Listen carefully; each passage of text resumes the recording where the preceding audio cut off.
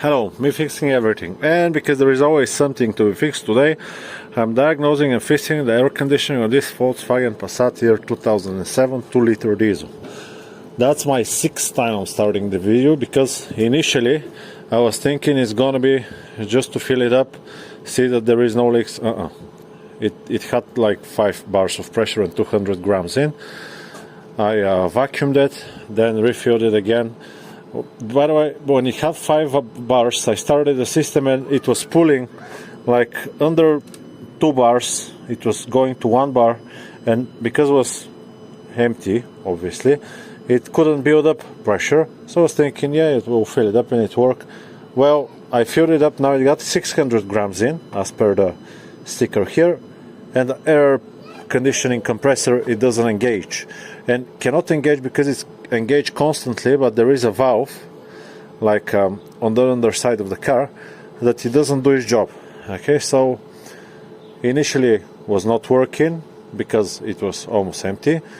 Then I vacuumed it, filled it up with 600 grams, and now it's not working. When I turn on the car, nothing happens. Okay, absolutely nothing. Then I attached the computer.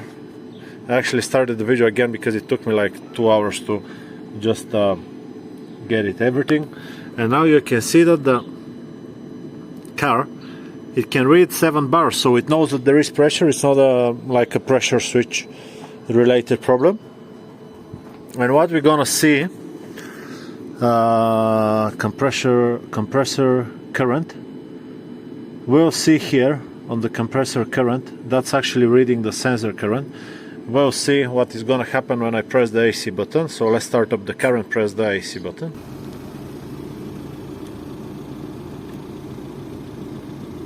So is the light on? Yep.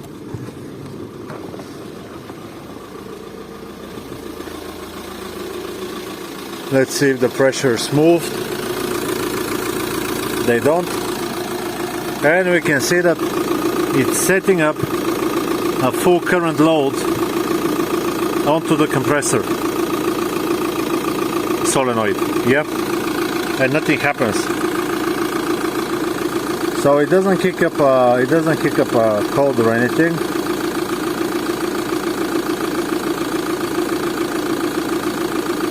Well, we can do now. What I'm gonna do, because I can't, let me stop the engine. Because I don't have a oscilloscope to measure what is happening on the, let's get underneath the car. Now to get to the compressor bit, you need to remove the tray by these 3 screws over there, T20 Torx. Here there is 3 screws and there is a couple of bolts on the back, 13mm. And then this reveals the compressor unit itself, and that's the valve, the solenoid valve. And the system over there on the computer, when I was saying 0.82 amps, I was actually referring to this cable right there. Now you can measure, because it could be a bad cable somewhere, you can measure actually the pulse width modulation on the cable if you have an oscilloscope. I don't have one, so I don't want to poke with a multimeter on it. What I'm gonna do, I'll suck up all the refrigerant, and then I'll get to the valve, I'll remove the valve, and we're gonna check it on the bench to see what is wrong with it. I started the machine to collect the freon, and you can actually see it as well.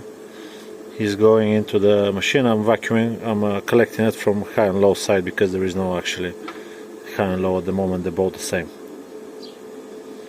Okay, after I get the system done, I'm not gonna vacuum it, because if it's under vacuum and I open the valve, there is no actual point being under vacuum. I'll just get myself a little bit of WD-40 and I'll spray that. Actually have the WD-40 here. Okay, so I pulled the vacuum, I pulled the refrigerant out, and that's the securing washer that holds the whole thing in place.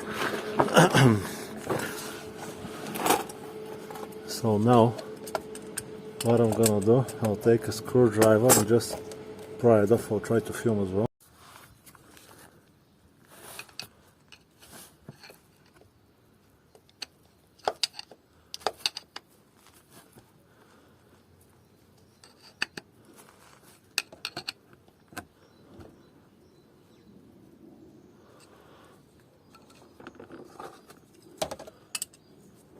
Okay, I'm not gonna be able to film it, but I'll try to poke it out somehow from there.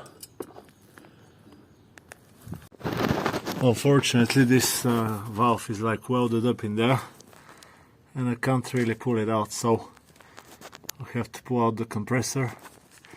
In order to pull out the compressor, there is a bolt right there, and a few more bolts on the top. The compressor lines, these two torques, and the one right there, and the serpentine belt needs to be removed. So something important: before you purchase the valve, you need to make sure that you know the number. This one is PXE16, okay? Then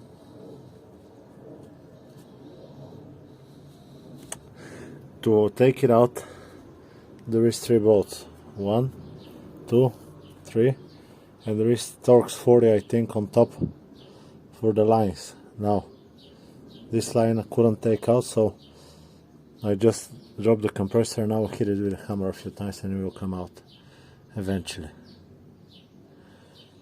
I think this one is constantly being on, the compressor. It's just the valve on the inside. You can see here how it just so corroded that it doesn't want to come out. Okay, so what I'm gonna do now, I'll try to take out the whole compressor out, just to remove the line. It's good to change the seal on the line as well. Just wanted to show you with a few hits of the hammer on the back.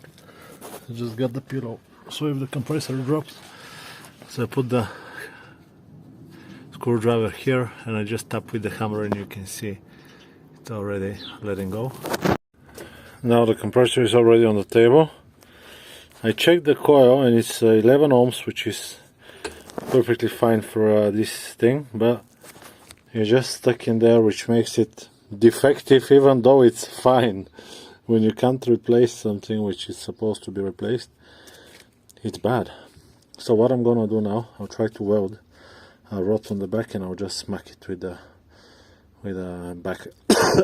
back hammer, sorry. Okay, so what I did is I welded this rod right here on the end of the valve. Now we're gonna try to pull it out with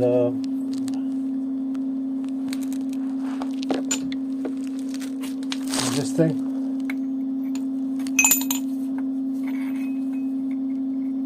I think the heat at least will help a little bit. Let's give it a try.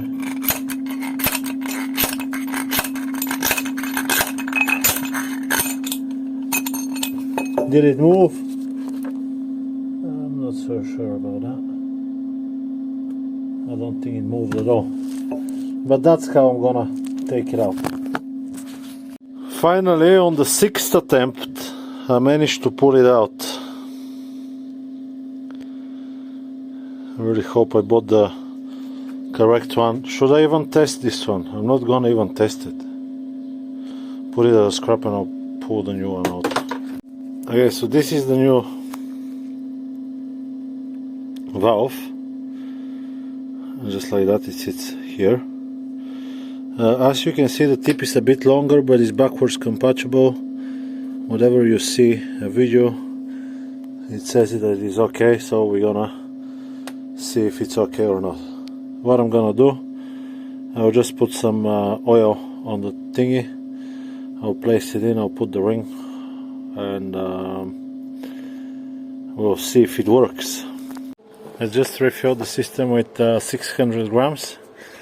What I did, I connected the high line, the low line, and I bolted the 3 bolts. Also there is a little key on the side that needs to be bolted, and I put the belt to test it now. I just started up and we can see some difference now. 4 bars, 13, 11, 14, and I can see the fans. Both of them are also spinning. Almost 15. 3 bars. I'll just open this valve. So the system can suck up all of the remaining freon in the hoses.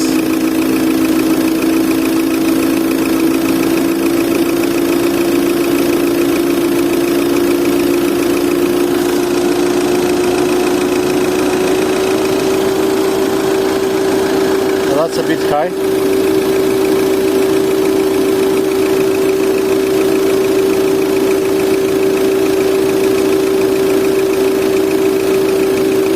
Going very high. I think it will fix itself. Okay, we can close it now. We can close on this side, and let's see if it's blowing hot on the inside. I'll cold them in.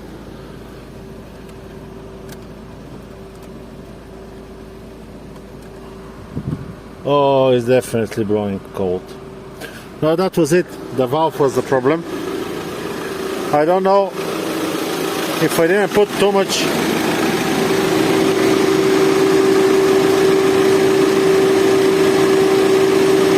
Yeah, it's overfilled. It's overfilled. I think with 400 grams. I'll need to recharge it again, so I'll just pull everything out, and I will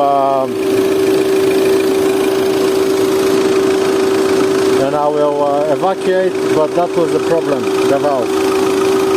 Okay, after the exact amount of freons being set up, that's what the gauges are showing at, and it's perfectly cold inside. I hope the video has been helpful to you. Give it a like, subscribe, leave me a comment, and I'll see you on the next one. Bye bye.